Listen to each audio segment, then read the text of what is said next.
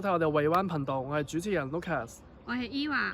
咁今日咧，我就帶大家翻嚟我哋珠海嘅斗門區嚇。咁斗門區嘅話，其實眾所周知啦，我哋湖心路周邊嘅一帶嘅樓盤咧，都係性價比非常之高嘅。咁今日咧，Lucas 同大家介紹嘅咧就係我哋嘅時代都會大鏡。咁點解我會帶大家過嚟睇下呢個樓盤咧？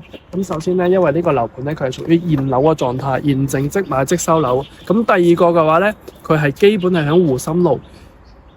上車最低門檻嘅一個小區，咁除咗呢樣嘢之外咧，你可以睇下我哋 camera， 睇下我哋成個園林。我哋呢個園林咧係採用咗新中式嘅一個設計，而且咧成個3期嘅產品咧全部都係圍合式嘅，咁意味住佢每一棟樓與樓之間嘅樓距都係非常之闊嘅。今日天氣非常之好，好適合帶大家去睇下我哋嘅睇樓下。咁然後咧，我哋而家目前賣緊嘅產品咧係我哋1棟同埋4棟嘅。咁4棟咧就我哋而家門前見到嘅呢一棟啦，咁佢係2梯4戶，咁分別有3個戶型嘅，3房到4房為主啊。咁然後咧仲有一棟咧係2梯5戶嘅，咁一共咧係有2個戶型，01到04咧都係75方做2房嘅啫。咁如果係真正嘅話，唔需要咁多房間，只需要2房嘅話，睇一線光景嘅話咧，隨時一定要留意呢個樓盤啦。咁而除咗呢啲之外嘅話咧，呢個樓盤仲有啲咩最好嘅可以介紹俾街坊嘅？就係佢嘅價格非常之筍。咁依家我哋開發商發展商就打出咗7888起嘅。咁呢個噱頭，咁其實咧我真實去了解到嘅話，呢個價格咧只係買2樓或者3樓嘅一啲樓層嘅。咁真正我哋啲低中高嘅樓層咧，基本均價都係去到8000零蚊到9000零蚊嘅。咁其實你話如果係75方左右嘅話，你8000零蚊啊咁樣，其實總價就係60幾萬就可以攞低呢度嘅2房噶啦。咁80幾萬就係可以攞低3房。咁如果你去到我哋33方嘅嗰啲大嘅四房嘅橫廳戶型嘅話咧，大概110零萬就可以攞低㗎啦。咁其實咧可以隨住我哋嘅鏡頭咧，我哋時代都會大鏡嘅話，其實可以享受翻我哋湖心路嘅一帶嘅所有嘅配置。咁好似有4大公園啦，我哋嘅白藤頭公園啦，仲有我哋門口嘅一個濕地公園。咁5大商圈嘅話，最近嘅商圈就係我哋嘅嘉禾城。咁嘉禾城咧，我哋小區門口就可以有我哋嘅2個公交車站啦。咁坐3個公交車站可以去到嘉禾城，7個公交車站咧去翻我哋白藤頭海鮮市場。咁如果你話想翻香港嘅話咧，對面我哋就有我哋嘅香港直通巴，我哋有一個天橋嘅，咁就經過我哋個天橋咧，坐翻我哋直通巴咧，荃灣太子。港珠澳大橋嘅口岸都有直達嘅一個我哋嘅巴士嘅。咁票價嘅話，大概係150蚊一個人。咁如果係車程方面嘅話咧，基本都係25到30分鐘左右嘅啫。好啦，咁其實咧，我哋而家就基本係嚟到我哋4棟嘅樓下。咁其實啱先咧，我就同大家介紹咗啦。呢一個樓盤咧，喺我哋湖心路嚟講嘅話咧，佢個性價比非常之高。咁第一，現房；第二，價格好正。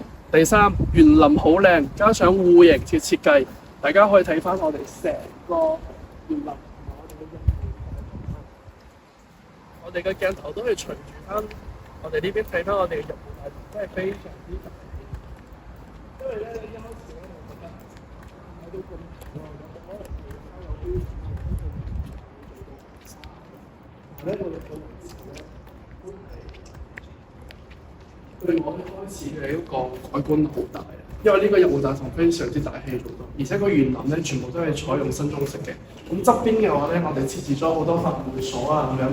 咁由1樓咧，佢會設置翻我哋一個信箱嘅。咁後期呢一度咧都會做翻嗰啲sofa啊，或者我哋嘅兒童遊玩區。咁睇翻我哋第2度門禁呢個位置咧，後期咧呢度可以做翻個人面識別啊、啲卡或者按密碼，完全都冇問題嘅。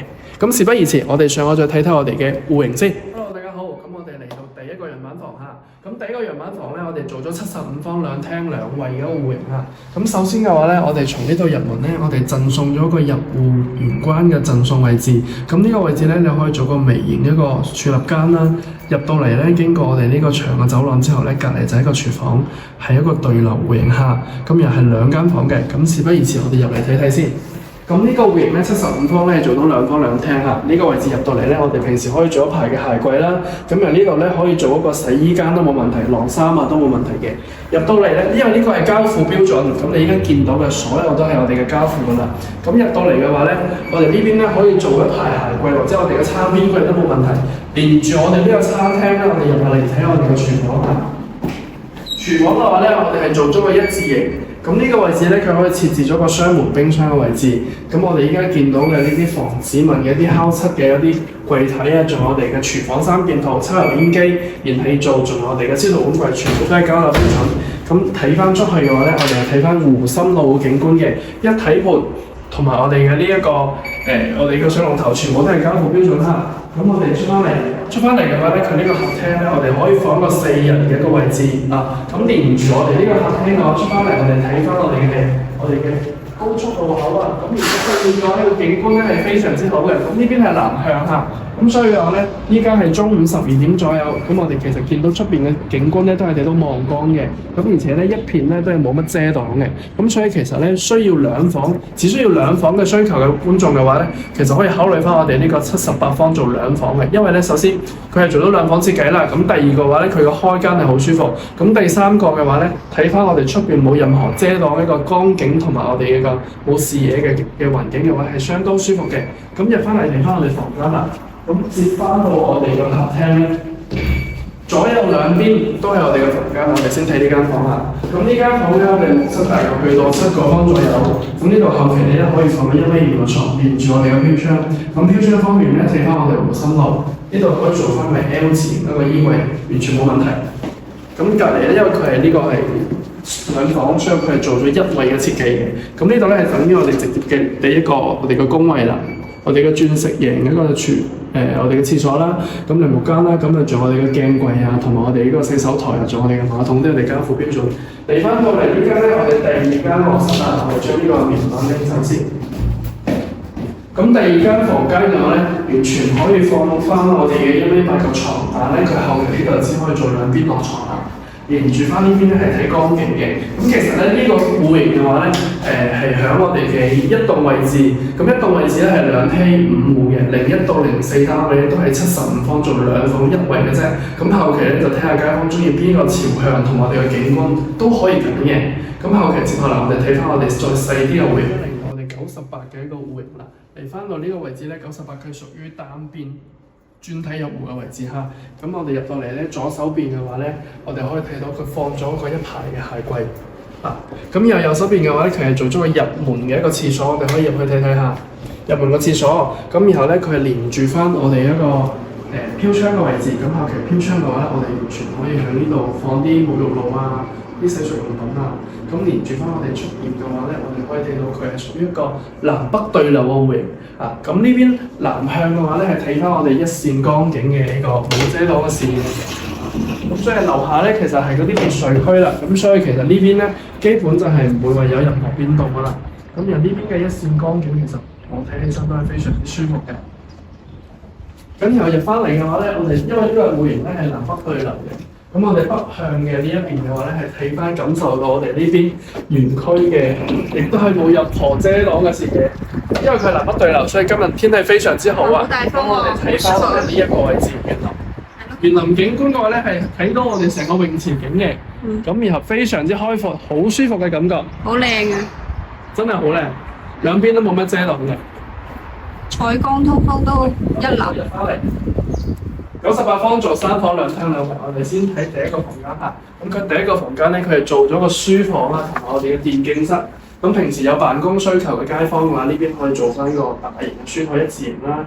咁然後呢邊嘅話咧，其實後期呢度可以做翻啲櫃體，可以放翻啲收納嘅嘢。出面呢個位置係睇翻遠景嘅。咁你辦公嘅話就非常之開心啊，舒服噶啦。咁第二個房間嘅話咧，因為佢係有一個飄窗嘅，咁所以連住個飄窗位置咧，佢放咗個1米5嘅床，做咗個兒童房。咁後期街坊嘅話都可以做翻個客房嘅，完全冇問題。睇翻我哋嘅一線光景。咁第二個嘅話，因為我哋去到主人房啦，主人房嘅話就係做咗個南北對流嘅一個設計。咁完全我哋可以睇到啦，1米8嘅雙人大床啦，連住翻一個 L 字型嘅，連埋我哋飄窗嘅一個梳妝櫃啦。然後睇翻我哋一線光景，咁由隔離咧去做多一排衣櫃，然後入到嚟翻我哋連住我哋一個私人嘅一個廁所啦。我哋落套間嘅話咧，一字型。依家你見到嘅全部都係交流標準，而且加有個飄窗，而且呢邊嘅話又係望翻園林，我哋冇遮擋嘅視野，咁所以其實呢個98方做3房2廳2衛，咁單價咧基本都係去到8000零蚊嘅啫，總價其實100萬都唔使就可以攞低呢個3房啦。咁如果係中意呢個戶型嘅街坊嘅話，隨時可以聯繫我哋。咁事不宜遲，我哋再睇第3個樣板房。嚟到最後個樣板間啦，咁呢個戶型嘅話咧，佢係做翻我哋133方橫廳戶型。咁因為好多香港街坊都中意橫廳戶型，因為佢成個客廳嘅空間啊，俾人哋嘅感覺好舒服，而且係好大嘅。咁事不宜遲，我哋入嚟睇睇先。咁入口呢個位置咧，佢呢個所有嘅一個膠邊門口咧，都係做咗個子彈門，我哋嘅裝甲門，有4合一嘅解鎖。咁然後右手邊咧係做咗一排嘅衣櫃，後期咧佢都會預留咗呢個位置幫大家去做呢個鞋櫃噶啦。然後咧入到嚟門口呢個位置咧，我哋步入式嘅一個洗手間啦，咁係做咗3段式嘅乾濕分離嘅。呢度平時如果有人刷牙啊、咁沖涼啊用嘅洗手間咧，咁就互不打擾，唔需要話一個人霸住個洗手間咁耐啦。出邊個景觀咧就睇翻我哋湖心路，咁連住翻呢個洗手間咧，隔離就係我哋第一間臥室啦。咁我哋呢個臥室嘅話，木室嘅話，呢度係1.5米嘅床，連住出邊嘅話咧，係睇翻我哋冇遮擋嘅湖心路嘅景觀啦。然後呢度仲可以做到一排嘅衣櫃喎，咁所以第一個房間已經俾我覺得好震撼、好驚訝啦。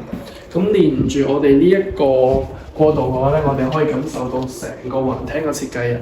咁前面就放置咗一個基本去到7米長嘅一個梳化啦，仲有我哋呢度嘅4人位。咁隔離咧係做咗個餐邊櫃嚇，我哋可以睇到餐邊櫃。餐邊櫃嘅話，後期咧我哋呢度可以放啲咖啡機啊，同埋我哋沖茶啊都係冇問題嘅。上下都有好多收納嘅空間。咁入翻嚟廚房咧。佢呢個廚房係設置咗個 U 字型嘅帶有明窗嘅一個廚房，同時咧一體盤嘅設計，仲有呢度雙層隔音玻璃呢個位置啦，仲有我哋上下啲無指紋嘅一個烤漆面板。廚房3件套全部都係贈送俾你，而且咧呢個廚房仲預留咗個雙門冰箱位置，咁由呢度旅行金嘅帶有緩衝嘅一個拉趟門，全部都係屬於我哋交流標準。好，嚟翻嚟呢個位置咧，佢呢度我哋嘅南向嘅朝向嘅一個陽台嘅話咧，足去到8米長，可以感受下街坊嘅8米長嘅陽台，2米闊嘅一個開間，等於呢個陽台位置就已經去到有成18個方啦。咁出邊嘅話咧，就睇翻我哋嘅一個園林景觀啦，可以感受到我哋成個園林咧都係基本冇乜遮擋，而且佢樓間距咧基本係可以去到100米以上嘅。咁後期如果中意呢個大橫廳133個戶型街坊咧，其實亦都可以考慮下封窗設計。咁因為你封咗窗、封咗個陽台之後咧，你成個客廳嘅空間咧，足係大咗18個方嘅。咁嚟翻我哋第2間房同埋第3間房咧，屬於鏡像嘅一個房間。咁所以其實咧2間房面積都係一樣嘅。我哋睇睇第2間房先。咁第2間房嘅話咧，佢都係設置咗3邊落床、1.5米嘅床，仲有我哋嘅1字型嘅衣櫃。出邊嘅景觀咧係睇翻我哋冇任何遮擋嘅湖心路啊。嚟到我哋第3間房啦，同隔離間房係一模一樣噶啦。咁佢呢邊咧係挨住咗個飄窗，係做2邊落櫃嘅1字型嘅衣櫃啦。出邊咧同隔離嘅房間都係一樣嘅，睇翻我哋嘅湖心路。而且湖心路雖然佢嘅交通咧係非常之方便，咁但係咧佢車流量好大。咁但係咧，依家 Lucas 喺我哋第3間房入邊咧係感受唔到任何個車輛嘅噪音嘅，因為咧佢呢個交樓標準咧係做咗個雙層隔音 Low E 嘅玻璃。咁除咗可以遮擋到紫外線之外咧，佢嘅隔音效果都係非常之好嘅。咁嚟翻我哋最後間房，我哋嘅主人房啦。咁主人房咧，佢係做咗個南北對流嘅1字型嘅一個嘅房間設計啦。呢邊我哋南向咧睇翻我哋成個小區園林嘅一個景觀。咁然後我哋嘅床咧係放咗2米乘2米嘅雙人床。咁前面嘅話咧，我哋可以做一排嘅通頂衣櫃，因為主人房咧，你隨住時間住得耐咧，我哋嘅衣物啊、我哋嘅雜物啊、衣服啊、包包啊都係好多嘅。咁所以其實呢一排嘅衣櫃絕對係有足夠你嘅收納空間㗎啦。咁我哋嚟翻廁所方面嘅話咧，呢個廁所非常舒服，因為佢呢個做咗個下沉式嘅排水，帶一個好矮嘅飄窗。咁平時如果你話佢好攰啊，放呢度啊、浸下腳啊都冇問題嘅。咁所以嘅話，其實呢個係133嘅戶型做4房橫廳嘅設計。如果有街坊中意呢個戶型嘅話咧，隨時聯繫我哋睇房實體考察。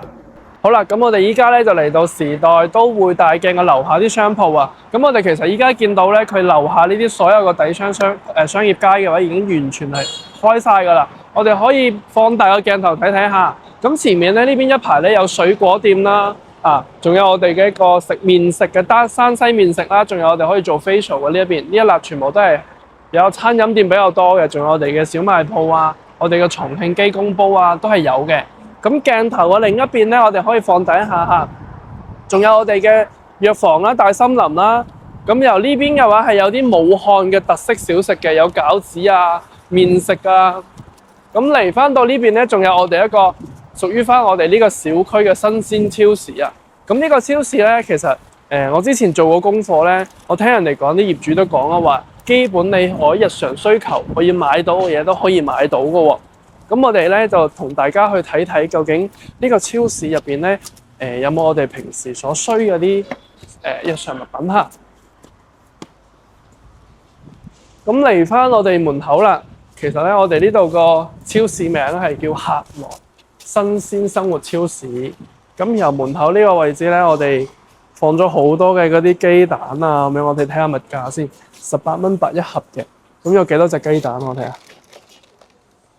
哦，有30隻雞蛋，18蚊8，哇，好平喎！咁仲有正常出邊買都要1蚊一隻喎。係啊。呢個好平。然後鹽嘅話咧，1蚊1蚊一包，1蚊一包個鹽。依家帶大家睇下感受呢度周邊嘅啲物價嚇。咁入到嚟咧有牛奶啦，有雪條啦，有啲飲料區嘅呢邊。一箱牛奶49蚊9。我哋睇下水果區，呢度一粒都係飲料區啊！經過我哋飲料區嘅話咧，其實聽講話香港嘅水係賣到好貴嘅，因為我暫時我都未去過香港啊，所以我唔知道啊。但我哋好多香港業主都同我反饋話：你千祈唔好香港街邊度買水，因為一支水都好貴啊，20幾蚊一支，我唔知係咪真㗎嚇。要啊，10幾蚊。但我哋內地嗰啲水嘅話，基本1蚊到2蚊都會可以 OK 搞掂啦。好似呢啲常見嘅嗰啲日常品牌，我就唔露標籤啦。呢支2蚊幾啊，咁樣都好平。咁接翻我哋飲料區嘅話咧，呢邊係好大個一個水果區啊。咁其實你會見到啦，好似依家啲當季嘅金桔啊、草莓啊、人參果啊、青提香人啊、菠蘿蜜啊，個個品種都有，好似提子啊、桃啊咩都有喎。咁呢邊就係嗰啲橙啦，而且佢橙咧都分好多品種啊。呢邊有甜橙啦，有柑啦、巴西柑啦、砂糖桔啦。我哋過年就最中意食砂糖桔㗎啦。我試過有一個月咧食好多砂糖桔，然後搞到成個人都變到黃咁嘅。我哋睇翻啲品種先啦。咁呢邊咧仲有檸檬啊、黑加侖啊，所以佢呢度嘅水果品種係非常之多。仲有香蕉啊、蜜瓜啊、西瓜啊咁樣。其實啲唔係好當季嘅水果都好多嘅。咁其實依家嘅水果嘅保存嘅方法都好多啦。有梨啦、柿啦、火龍果啊，仲有仲有雪蓮果喎，可以睇下呢個雪蓮果。唔知香港街坊有冇食過一隻叫雪蓮果？好甜㗎，佢批完皮之後咧就好甜。有加印啦，識加吧？識加，你要加印，我哋嗰邊要加印。哦。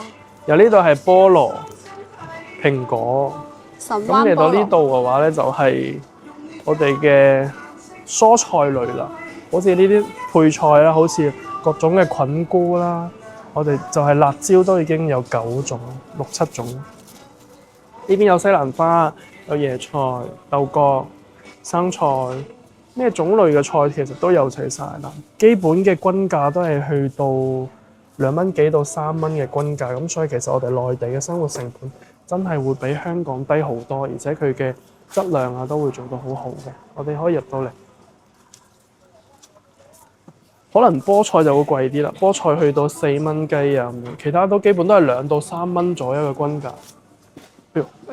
咁除咗我哋嘅嗰個新鮮蔬果類嘅話咧，我哋呢邊咧係做咗啲雜貨鋪嘅。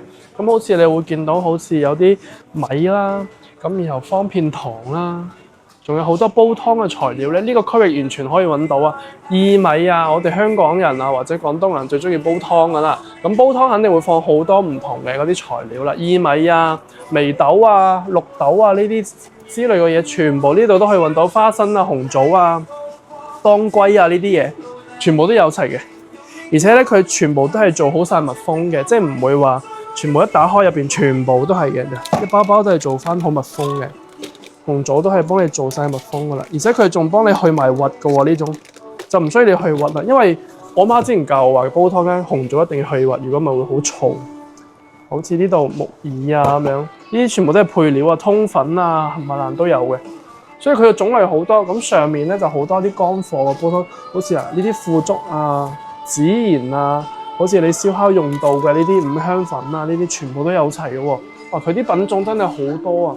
佢雖然話間鋪唔會話好大，但係嗱呢啲黃芪啊、玉竹啊呢啲全部黨參啊都全部都放置晒上面。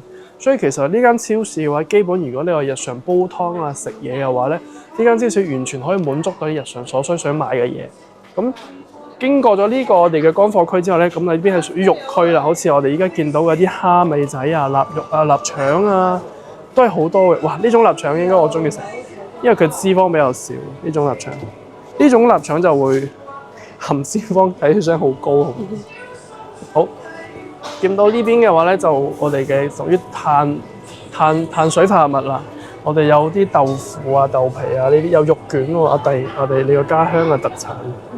呢個肉卷啦，咁仲有我哋啲肉類啦。咁肉類呢邊就費事影啦啊。咁就可以睇翻呢邊。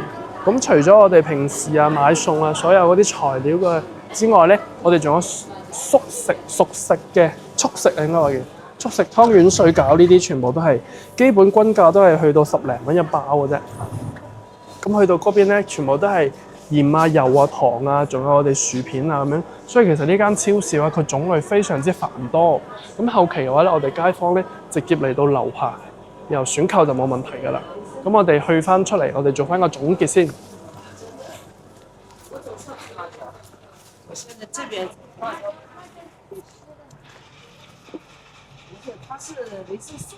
好啦，咁今期咧我就帶大家去翻我哋嘅湖心路啦，嚟到我哋嘅時代都會大鏡。咁其實咧佢係一個75方2房、98方做3房，仲有一個133方做4房橫廳戶型嘅。咁總價咧係從60幾萬起到110萬左右嘅。其實你就可以攞低2房到4房左右噶啦。而且呢個咧係我哋湖心路最低門檻嘅性價比最高嘅樓盤，而且佢園林咧係擁有一個最大嘅圍合式啦。入邊嘅話咧有我哋嘅泳池，咁周邊嘅配套咧有我哋嘅4大公園同埋5大商圈嘅。咁如果對呢個樓盤有興趣嘅，隨時可以約我同 Lucas 同埋我哋嘅Eva去睇樓。咁相對應嘅全程睇樓，我哋都係有免費嘅專車接送啦，仲有相應嘅紅包回贈俾到大家嘅。咁下一期再見啦！